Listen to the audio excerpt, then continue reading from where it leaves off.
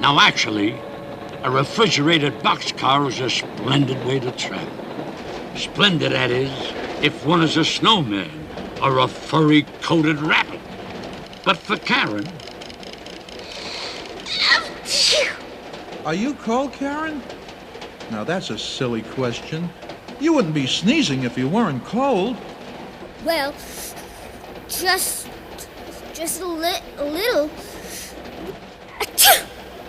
Frosty realized that Karen had to get out of that car as soon as possible.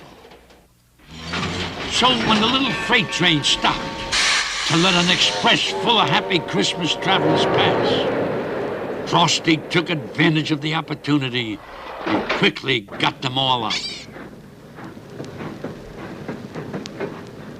Oh, you tricked me! No fair!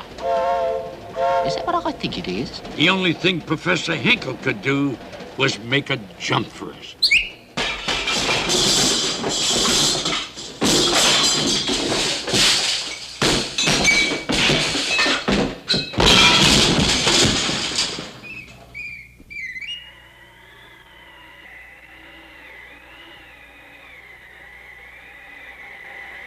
Frosty wanted to get as far away as he could before Hinkle woke up.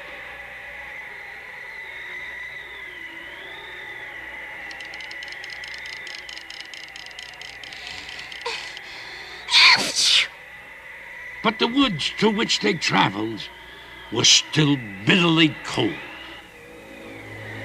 Hocus, I've got to get Karen all warmed up, or she's a goner. But I can't make a fire. Oh boy, that's one thing I really can't do. Guess we just better keep moving till we find someone who can. Then suddenly they came upon a tiny glen, which seemed almost magical. For it was Christmas Eve, and the woodland animals were all decorating for their big celebration. They knew Santa was to come that night, and they wanted everything to be just right. Hocus, speak to the animals. See if they won't all pitch in and build a fire for Karen.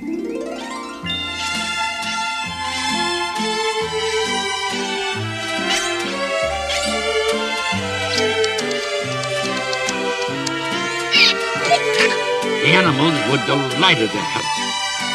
So they found a spot away from the glen where the fire wouldn't catch onto the trees. Soon there was a spark, and in almost no time, a splendid fire was crackling away.